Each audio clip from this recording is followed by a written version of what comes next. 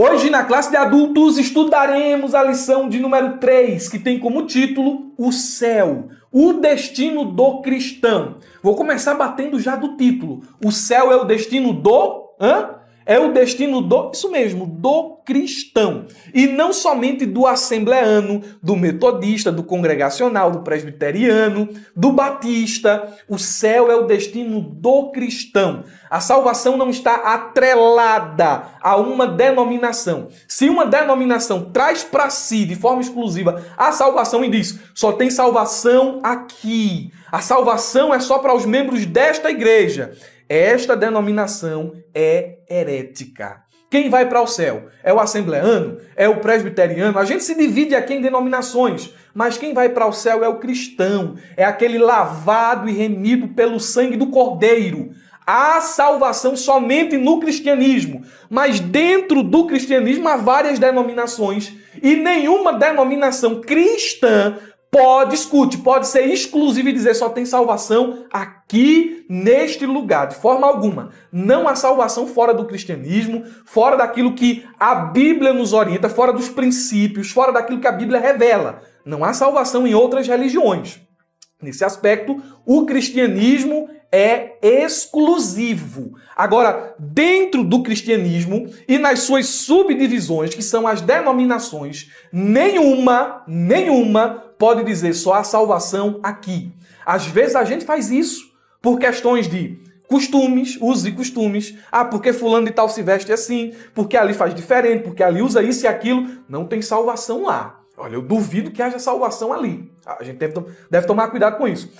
Eles interpretam de forma diferente determinada doutrina. Então, em aspectos secundários, há entendimentos teológicos diferentes. Aí alguém diz, por conta disso eu acho que esse povo ali não é tão salvo, não.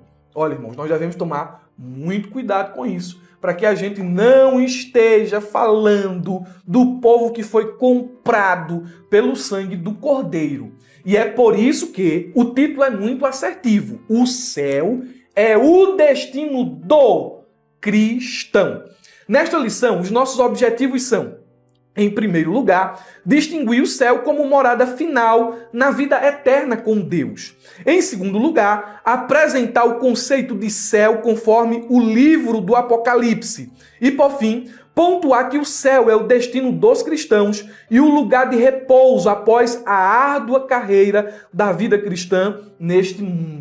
Vamos cumprir esses objetivos mediante a explicação e aplicação dos pontos que estão na própria lição. Mas deixe-me aqui dar mais algumas informações. Já comecei aqui a 100 por hora, certo? Eu senti uma dificuldade enorme enquanto estava fazendo a pesquisa para essa aula de materiais cristãos confiáveis. Eu consultei várias teologias sistemáticas e percebi que teologias de 1.000, 2.000 páginas gastam apenas 1 ou 2 páginas para falar sobre o céu. Então nós temos poucas informações em livros, em obras, sobre esse assunto, a doutrina do céu. Fiz uma pesquisa na internet e aqui no Brasil, levando em consideração os pastores aqui do Brasil, as pregações feitas aqui no Brasil em língua portuguesa, eu encontrei também pouquíssimas pregações sobre este assunto. Parece que o assunto não é popular. Veja, cremos que vamos passar a eternidade lá, mas pouco se fala sobre o nosso destino eterno, sobre o que é essa eternidade. Pouco se escreve sobre isso. Essa dificuldade, acredito que vocês também vão ter quando pesquisarem. Quem é aluno assinante da ferramenta EBD não vai ter, porque dentro da plataforma da ferramenta nós temos materiais, certo? Separei os materiais aí para você dar uma olhada e dar uma conferida. Então, se você está me assistindo pelo YouTube e quer conhecer a ferramenta EBD, local onde você encontra esse material já mastigadinho, já selecionado, já separado, o link está aqui na descrição do vídeo. Eu tenho certeza que você não vai se arrepender. Então, preste atenção. Eu senti essa dificuldade. Mas por que, irmão Murilo? É difícil encontrar material sobre o céu. A Bíblia não fala sobre o céu. A Bíblia fala, irmão, sobre o céu. O problema é que falar sobre a eternidade, falar sobre o céu, não é tão popular nesse tempo em que a gente vive. As pessoas não querem refletir sobre a morada eterna, sobre o futuro, elas só pensam no aqui e agora. É essa sociedade instantânea, sociedade, a geração miojo. É tudo no já, é tudo no agora. E como a mensagem ela não gera ibope, como a mensagem não gera like, visualização, como essa mensagem não promove agenda, não se fala muito sobre o céu.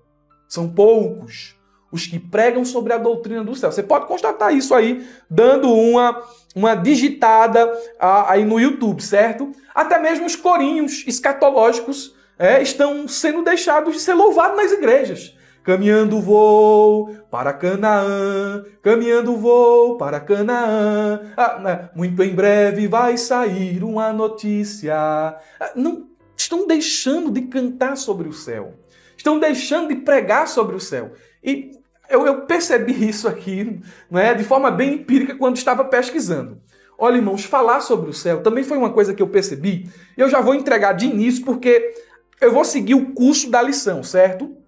Então, tem assuntos aqui que a gente vai ser bem resumido. Ponto 1, ponto 2, ponto 3, muito resumido, porque o assunto é vasto para ser tratado em apenas uma aula. Mas, lendo essa lição, eu percebi que estudar sobre o céu tem implicações práticas na nossa vida. Irmão Murilo, você vai falar da eternidade, você vai falar do porvir, do estado eterno? Sim, vou falar sobre isso. Mas a eternidade, ela afeta o presente, o aqui e o agora.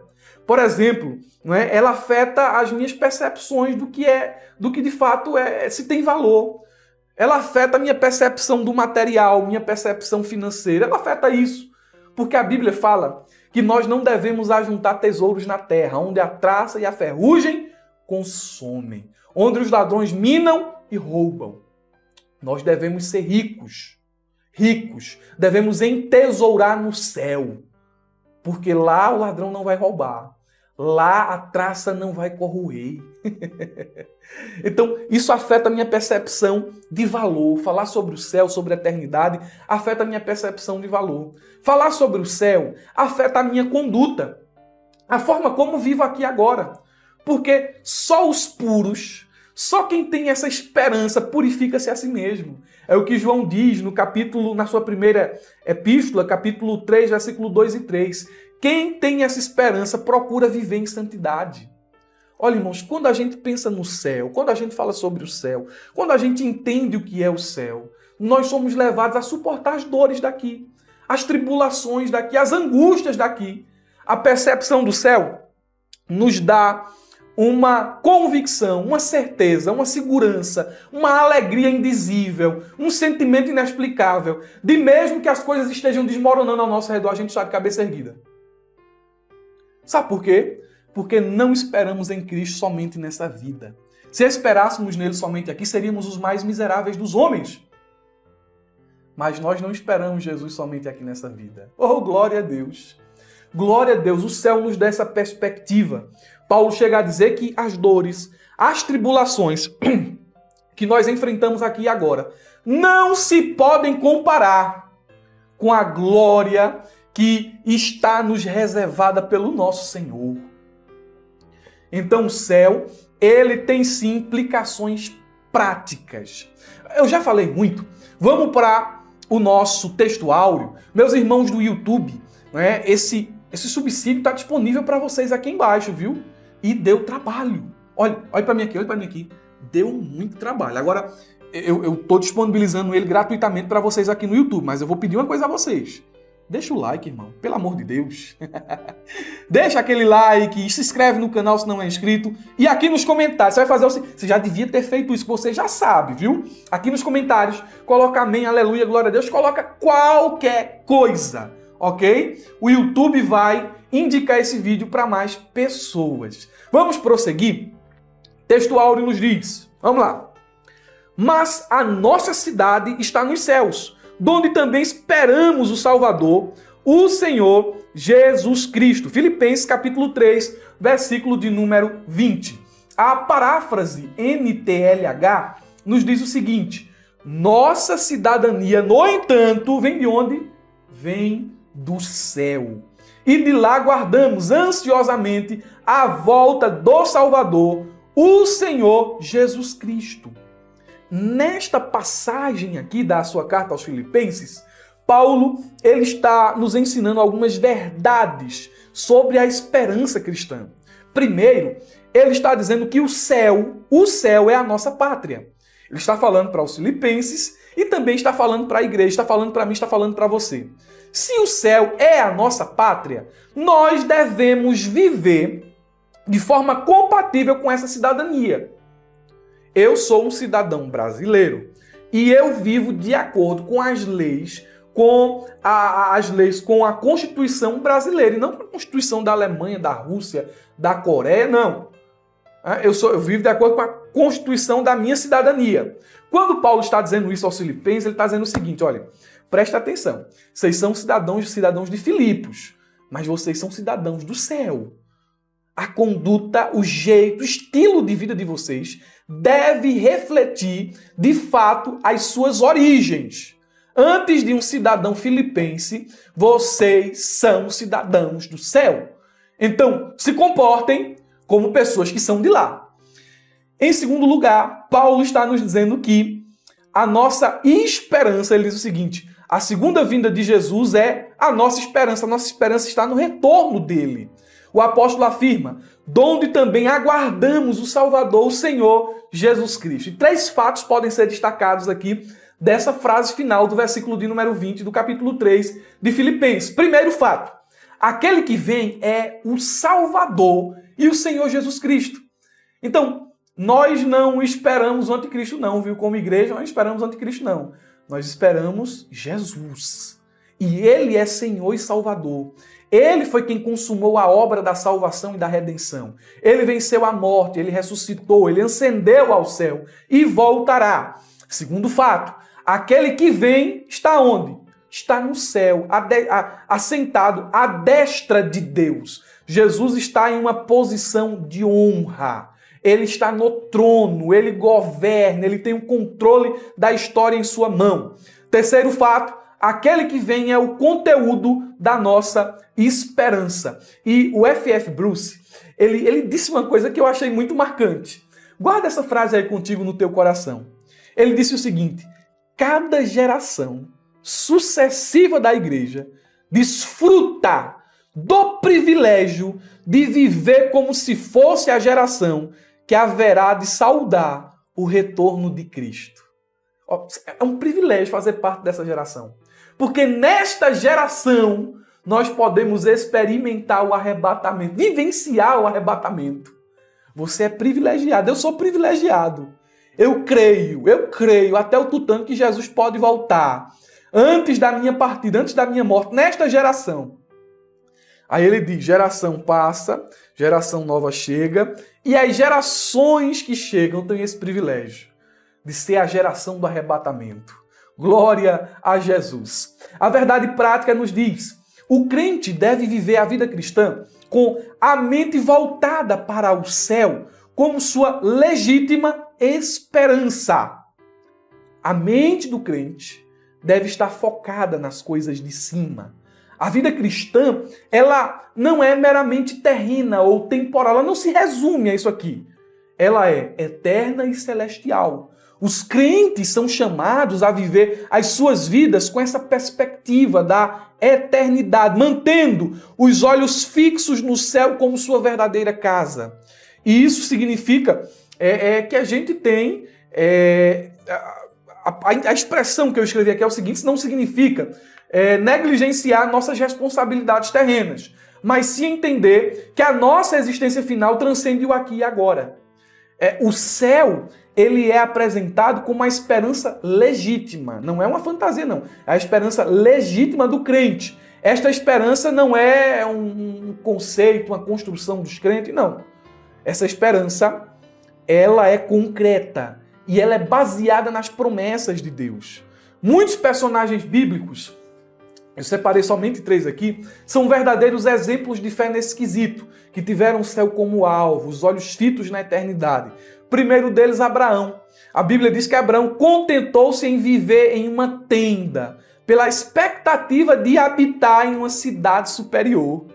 Oh, irmãos, olha como a eternidade molda o presente. Em segundo lugar, por causa da expectativa da recompensa do céu, Moisés dispôs-se a abrir mão dos tesouros do Egito. É melhor sofrer com esse povo, é melhor padecer com esse povo e ganhar a eternidade do que desfrutar dos prazeres do Egito aqui e agora e perder a eternidade. Por fim, eu trouxe aqui o exemplo do apóstolo Paulo, que por causa da expectativa de ganhar Cristo e ser encontrado nele, considerou tudo o que tinha, sua herança judaica, sua posição como fariseu, sua retidão legal como perda. Eu quero é ganhar Cristo e ser encontrado nele, ser achado nele. Aquilo que passa, aquilo que é transitório, vai ficar aqui. Meus olhos estão lá. Esses homens são verdadeiros exemplos para nós, não é? Para que a gente viva uma vida voltada para o céu. Nós temos aqui o primeiro ponto, o céu, o alvo de todo cristão. Então, nós vamos primeiro aqui definir o que é céu. É importante trazer essa definição. O que é o céu? Porque quando nós estudamos a Bíblia, nós percebemos que essa palavra céu ela é polissêmica. Essa palavra céu ela tem vários sentidos a depender do contexto. E o autor da lição deixa isso claro. Ele diz: nas traduções da Bíblia em língua portuguesa, a palavra chamaim foi traduzida por altura e ouranos como algo elevado. Ambas as palavras são usadas para se referir a 3 locais distintos. Vamos focar, coloquei aqui no subsídio, no termo hebraico, não é? Mas o grego também traz essa mesma divisão. Eu acrescentei uma aqui, uma quarta, mas nos cabe aqui falar sobre apenas estas 3. Qual é a ideia de céu apresentada na Bíblia? Primeiro, o céu que os nossos olhos veem. É o céu em que as aves voam. Não é esse céu que os nossos olhos conseguem, o céu das nuvens. Segundo, nós temos o céu como espaço sideral, habitação das estrelas, habitação das galáxias, habitação dos luminares, do Sol e da Lua.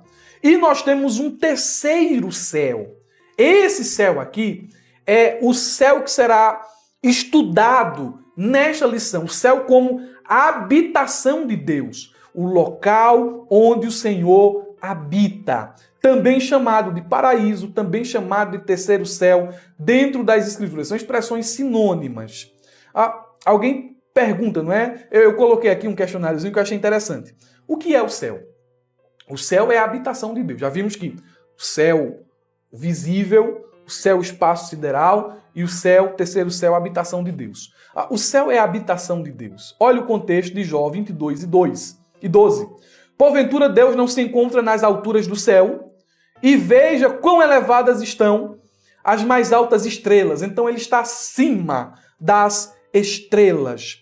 O céu é a sala do trono de Deus. Salmo 103, verso 19. O Senhor estabeleceu o seu trono no céu. O seu reino domina sobre tudo. O céu não é um estado, o céu é um lugar. O céu é o lugar da plena glória de Deus, conforme Daniel capítulo 7, versículo 9 e 10. O céu é o lar dos mortos justos, dos crentes que morreram em Cristo, dos santos do Antigo Testamento. Isso fica claro em 2 Coríntios capítulo 5, versículo 1. O céu é o lar futuro de todos os crentes. Basta ler Apocalipse 7, versículo 9 e 10. Então o céu é este lugar onde Deus está, onde os justos que morreram em Cristo e os santos do Antigo Testamento estão, e para onde nós, os que estamos vivos e fomos lavados pelo sangue do Cordeiro, estamos indo. Quem é que vai para o céu? Quem aceitou Jesus como seu único e suficiente Salvador. Só vai para lá. Quem é lavado, repito, lavado e remido pelo sangue de Jesus. O céu conforme o ensino de Paulo. E aqui eu também vou bater um pouquinho, viu? Se prepara aí, prepara os lombos. A lição diz: o apóstolo Paulo foi arrebatado até o terceiro céu. Não por acaso esse céu está enfatizado nas cartas do apóstolo como um lugar celestial, o lar dos salvos em Cristo Jesus, onde temos um destino assegurado, o de estar para sempre com o Senhor.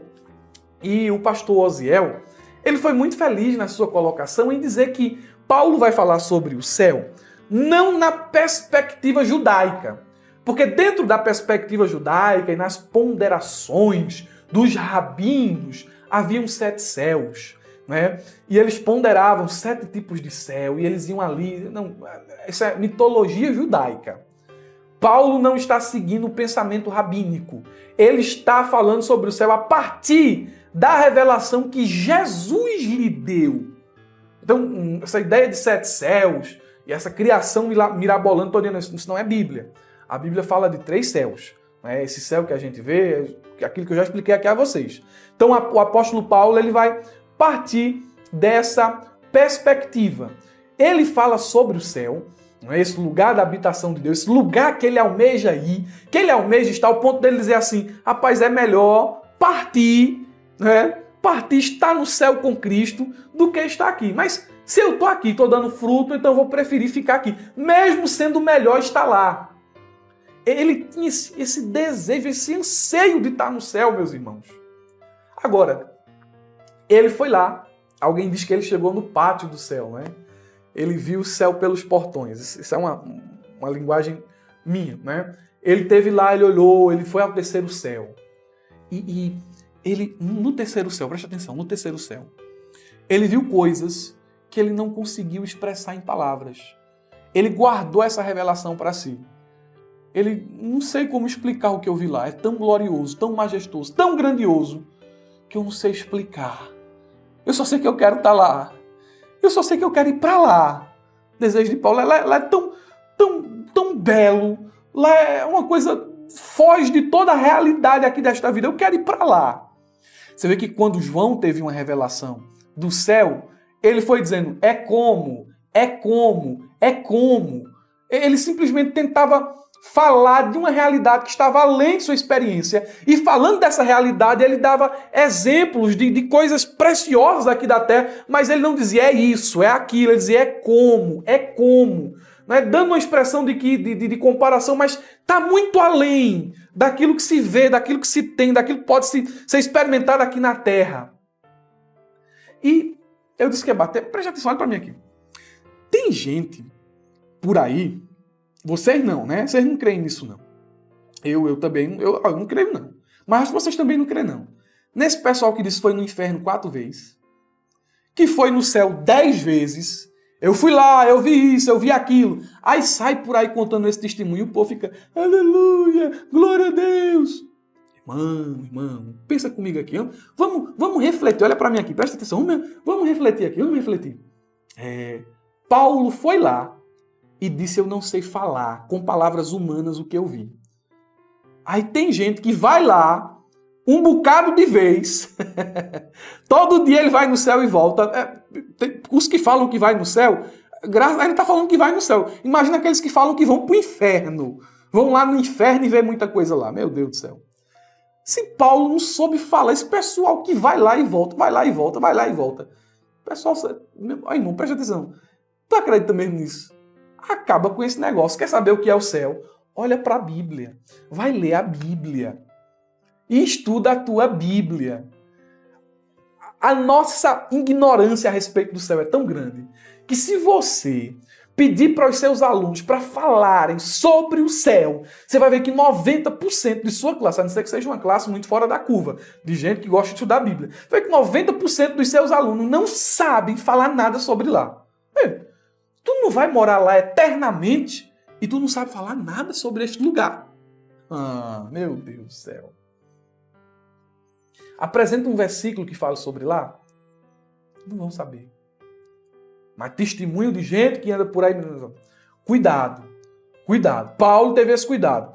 Quando a gente fala sobre isso, a gente tem que ir para a Bíblia e não para essas revelagens que esse pessoal aí tem, ok? O alvo do cristão. A lição diz, Depois de salvo, não pertencemos mais a este mundo. Por isso, Paulo ensina que prossegue para o alvo, isto é, a linha de chegada que o atleta alcança o prêmio. A palavra alvo, ela tem diversos significados. Ela pode ser entendida como meta e como objetivo.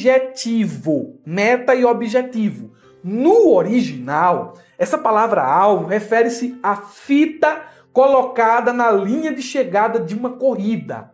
O atleta que estava na maratona só tinha uma coisa em mente: passar pela fita, chegar no final da carreira. Este era o alvo, a meta, o objetivo dele, do atleta. Sendo o céu o nosso alvo, o que nós devemos fazer para não perder o foco? Porque parece que muita gente está vivendo aqui e agora e está perdendo o foco da eternidade. Está pelo meio do caminho parado. Perdeu o objetivo de continuar avançando, sabendo que lá no final tem uma linha de chegada. Não importa se você corre, não importa se você caminha, não importa se você se arrasta, o que importa é você estar em movimento, ter o objetivo, o foco de chegar. Meus irmãos, Paulo, ele usa essa analogia do atleta para nos ensinar como fazer isso, como não perder o foco, como não perder o alvo. Primeiro, ele nos ensina que é necessário manter os olhos no prêmio e não olhar para trás. Não viver de passado. Não viver da velha vida. É prosseguindo. É isso que ele diz em Filipenses capítulo 3, versículo 13 e 14. Irmãos, quanto a mim, não julgo havê-lo alcançado, mas uma coisa faço, esquecendo-me das coisas que para trás ficam e avançando para as que estão diante de mim, prossigo para o alvo, para o prêmio da soberana vocação de Deus em Cristo Jesus. Deixa o passado para trás, amigo. Avança com determinação para aquilo que Deus tem preparado para a tua vida, para a eternidade. Assim como um atleta mantém o foco na linha de chegada, não olhe para trás. Não seja como a mulher de Ló. Prossiga. Mantenha o foco. Segundo, nós devemos ser resolutos, decididos em nossa jornada de fé e não recuar. Paulo está nos ensinando coragem e disciplina para nos mantermos constantes. 1 Coríntios 9, 24, ele escreve: não sabeis vós, que os que correm no estádio, todos na verdade correm, mas um só leva o prêmio? Correi de tal maneira que o alcanceis. O que aqui Paulo está dizendo? Se esforce. Seja determinado. Assim como um atleta treina, assim como um atleta não desiste, seja você também. Tribulação, aperto, isso aqui, dificuldade, pecado, tentação. Continue caminhando. Está cansado, cãibra, ferido. Continue caminhando. Não desista. Não desista. Resoluto. Falaram mal de mim, se esqueceram, tiraram um cargo. Tal. Continue caminhando. Olhando para o prêmio. Não vou desistir. Não vou parar. Tá doendo. Mas eu não vou parar. Se eu não puder ir no mesmo ritmo correndo, eu vou caminhando. Se não der para ir caminhando, eu vou ficar xingando mesmo assim. Não é? Se não der para ir, eu vou deitado, mas eu vou me arrastando. Eu vou chegar lá. Seja decidido. Por fim, ele nos diz que não devemos nos distrair com assuntos mundanos. Esse texto de 1 Coríntios 9, 25 é interessante. Ele diz: todo atleta em tudo se domina. Aqueles para alcançar uma coroa corruptível, é uma glória que passa. Nós, porém, é incorruptível. Então se domine, rapaz, se contenha. O céu é mais valioso que um momento de prazer. O céu, fala baixinho aqui para você, é mais valioso que uma promoção que é conquistada muitas vezes à custa de mau caratismo. O céu é mais valioso. O céu é mais valioso. Meu Deus, não podemos nos distrair. Ponto de número 2. A descrição do céu segundo o livro do Apocalipse. Isso aqui dava um trimestre. Estudar Apocalipse 21 e 22 é um trimestre. E eu já adiantei a vocês lá no início, lembra? Que aqui a gente seria muito resumido. Vamos olhar Apocalipse capítulo 21, versículo de número 1 diz, aqui nós demos um salto escatológico sem precedentes. Estamos olhando para o final de todas as coisas, para o estado eterno. O texto diz, e vi novo céu e nova terra, pois o primeiro céu e a primeira terra passaram, e o mar já não existe. Aqui, o estado eterno é chamado de novo céu e de nova terra, que não devem ser confundidos com os céus e terras descritos em Isaías 65, 17 ao 25. Essa passagem do Antigo Testamento trata do milênio. Como eu sei que essa passagem trata do milênio? Porque aqui o pecado e a morte ainda estão presentes. Mas no estado eterno nem vai ter pecado e nem vai ter morte. Nesse novo céu e nova terra aqui do Apocalipse, que não é o milênio, a morte não vai mais existir. Pecado não será mais uma realidade. E sobre esse novo céu e essa nova terra, o pastor Antônio Gilberto nos diz uma coisa, nos diz aqui algo muito maravilhoso. Ele diz o seguinte: nesse novo céu e nova terra, o governo será perfeito. Cristo governará eternamente. Os habitantes serão perfeitos, porque no céu não entra pecado. No céu não vai entrar ímpio. Então os habitantes são perfeitos. O serviço é perfeito. Apocalipse 22 e 3 diz, os seus servos os servirão. Então, um povo perfeito vai servir ao Senhor de forma perfeita. Haverá comunhão perfeita. Apocalipse 21 e 3 diz, eis o tabernáculo de Deus com os homens. Deus habitará com eles. Comunhão perfeita. Uma comunhão tão perfeita, que não pode ser provada aqui agora. Haverá uma visão perfeita. Apocalipse 22, 4. Gostei desse texto. Contemplarão a sua face. Haverá uma identificação perfeita. E nas suas frontes está o nome dele. Apocalipse 22, 4. Haverá um conhecimento perfeito. E haverá uma interação perfeita. Olha o que diz Apocalipse 22, 5. E reinarão pelos séculos dos séculos. Tendo isso em mente, o saudoso pastor Antônio Gilberto disse, se pudéssemos todos apreciar de fato, pela visão do Espírito que é o céu, a eterna bem-aventurança dos salvos, teríamos tanto desejo de ir para lá. E nos desprenderíamos tanto das coisas daqui, que o diabo não teria um só torcedor, um só amigo seu na terra. Inúmeros crentes, por não terem uma visão, uma visão do céu, estão demasiadamente presos às coisas deste mundo que jaz no maligno.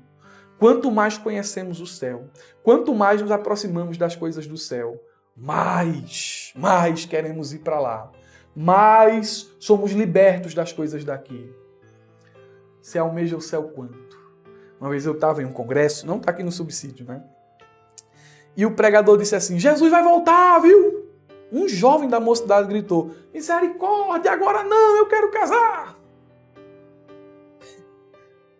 Tem gente que ama mais o casamento, o namoro, o emprego, do que o céu. É o teu caso? Meu Deus. Que silêncio, né? Irmão, eu entendo. Eu sei que você não está aqui para dar um glória e para dizer, não, irmão, eu amo é o céu. Vamos lá. A linda cidade como nossa nova morada. João viu novo céu e nova terra.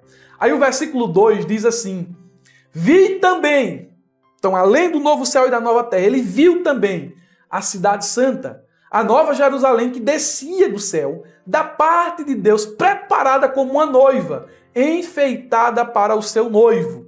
O que é essa cidade que João viu? É a nova Jerusalém. É o local que se substituirá o Éden como morada de Deus com os homens. Essa nova cidade, ela tem a glória de Deus. Apocalipse 21 e 11. Ela é um lugar santo, porque onde a glória de Deus está, é santo, é um local santo. Então, essa nova cidade é uma cidade santa. Ela tem muro e 12 portas. A cidade tem 12 portas com os nomes das 12 tribos de Israel e o muro da cidade, 2 fundamentos com os nomes dos 12 apóstolos do Cordeiro.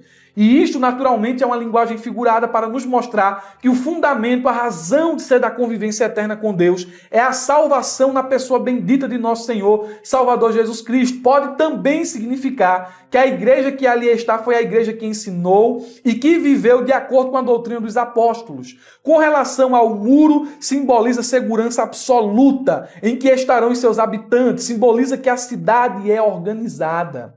Ela tem riqueza incomparável.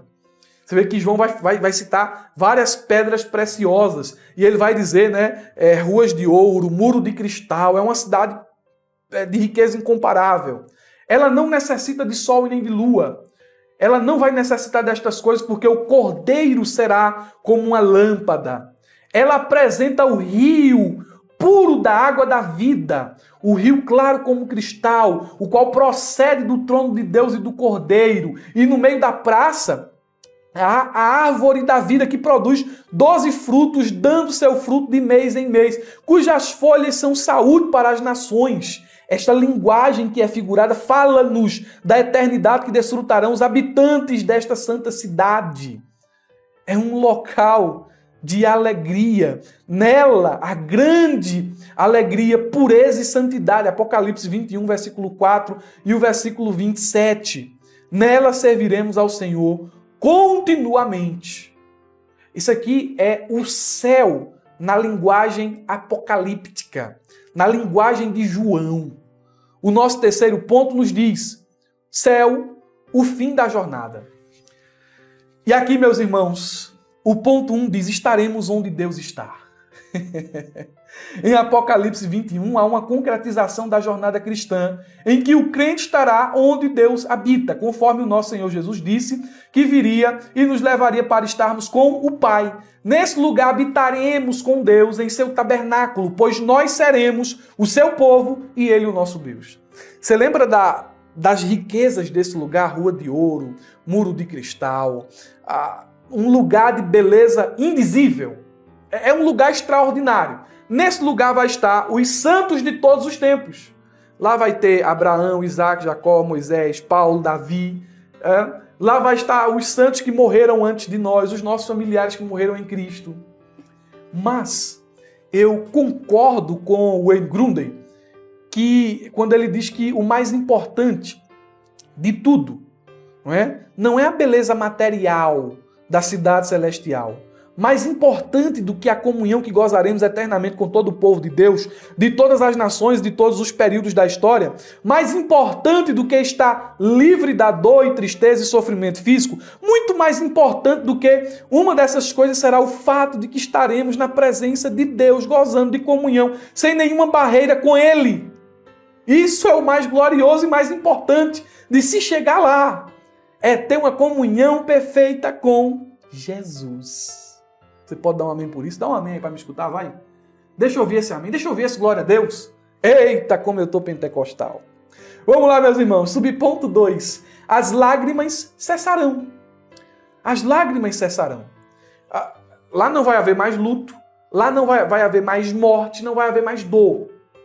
E, erroneamente, algumas pessoas entendem essa declaração: Deus enxugará de seus olhos toda lágrima. Como assim eu digo erroneamente? Porque o pessoal que lê isso aqui, alguns, não todos, diz que Deus vai eliminar as memórias dos redimidos, para que eles jamais se lembrem de suas vidas nesse tempo presente. Eles não vão se lembrar mais do passado. Então, quando eu chegar no céu, eu vou me esquecer de quem eu era aqui, vou me esquecer das pessoas, vou me esquecer de tudo. Não tem nenhum texto que diz: e Deus eliminará a sua memória. Não existe esse texto na Bíblia. Nós vamos ter lembrança, vamos nos conhecer, vamos sim. Veja aí Lucas 16, versículo 19 ao 31, 1 Tessalonicenses 4, 13, capítulo 4, versículo 13 ao 18. Nós vamos nos lembrar de tudo. Mas então, em que sentido Deus enxugará dos nossos olhos toda lágrima? Quando o texto diz isso, ele está dizendo que a dor e o sofrimento pelos efeitos do pecado desaparecerão. Essa declaração traz a ideia de Deus como um pai atencioso que se preocupa em consolar e enxugar de seus filhos, enxugar as lágrimas de seus filhos que choram. Continuaremos sendo o que somos e permaneceremos com as nossas lembranças, mas jamais ficaremos angustiados, tristes e abatidos novamente. Viveremos, guarde isso, num estado de plena satisfação com Deus, desfrutando de sua presença gloriosa para sempre. Irmão Murilo, como é que eu posso estar lá e não ficar triste por um parente meu que não chegou lá, por um conhecido meu que não chegou lá?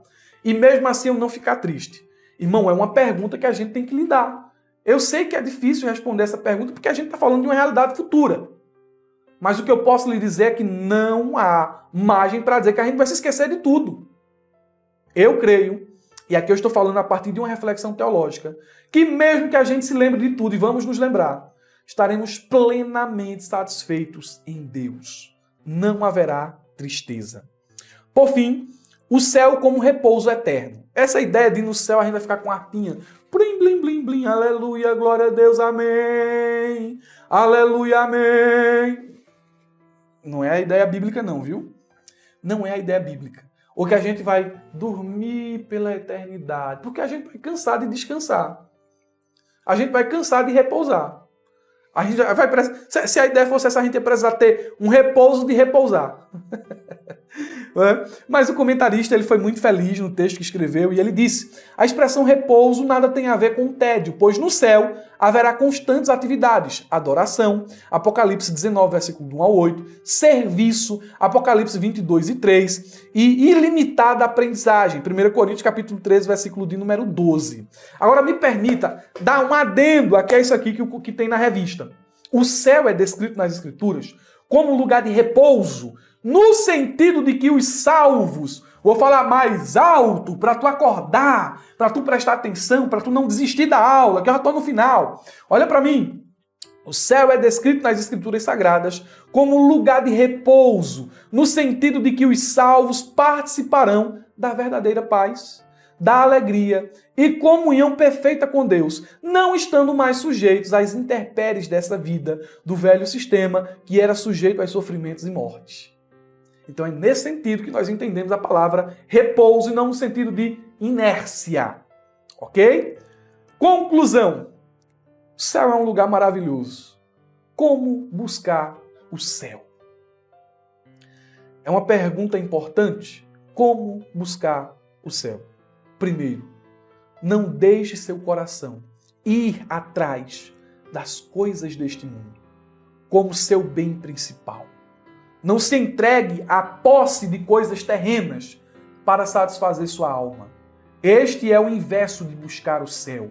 Você não deve permitir ou se permitir em praticar sensualidade ou mundanismo, ou buscar os prazeres ou honras do mundo, ou ocupar seus pensamentos, ou tempo acumulando o pó da terra. Foque o céu, busque o eterno. Segundo, contente-se em passar por todas as dificuldades no caminho para o céu.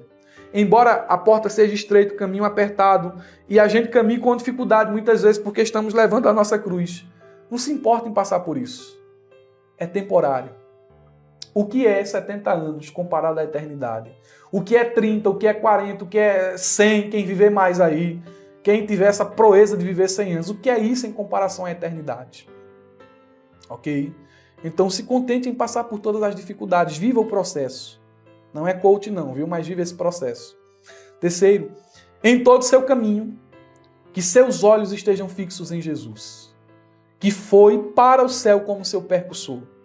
Olhe para ele, contemple sua glória no céu, para que uma visão dela possa instigá-lo com mais fervor a desejar estar lá. Olhe para ele em seu exemplo.